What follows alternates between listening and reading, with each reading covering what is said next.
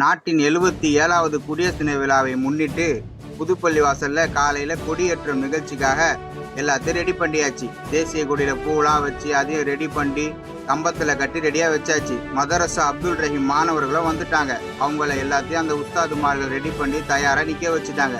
நம்ம புதுப்பள்ளிவாசலுடைய முத்தவள்ளி, முன்னாள் முத்தவள்ளி, மதரசா மெம்பர்கள், ஜமாத்தார்கள் எல்லாமே வந்த பிறகு நம்ம வரவேற்பு நிகழ்ச்சி ஆரம்பிக்கலாம்னு சொல்லி நான் வரவேற்பு ஆரம்பிச்சிட்டேன்.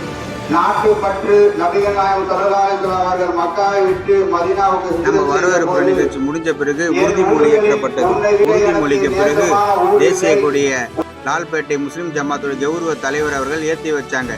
தேசிய கொடியை ஏற்றினது பிறகு குடியரசு விழா சிறப்பு விருந்தினராக பங்கேற்றவங்க குடியரசு தின விழாவை பற்றி கொஞ்ச நேரம் சிறப்பாக பேசினாங்க.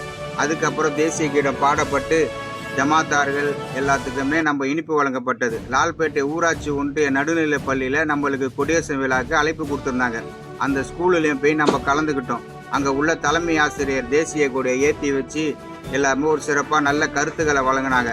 அப்புறம் இனிப்பு வழங்க சொன்னாங்கன்னு சொல்லிட்டு அங்கே உள்ள மாணவர்கள் எல்லாத்துக்கும் நம்ம சார்பாக இனிப்பு வழங்கணும்.